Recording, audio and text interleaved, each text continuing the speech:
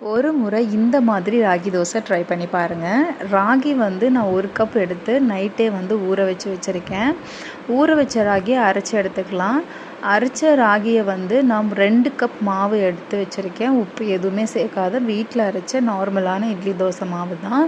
இந்த மாவு கூட நான் அரைச்ச ராகியும் மிக்ஸ் பண்ணி நல்லா உப்பெல்லாம் போட்டு நல்லா மிக்ஸ் பண்ணிக்கிறேன். தண்ணி எதுவும் ஊற்றலை.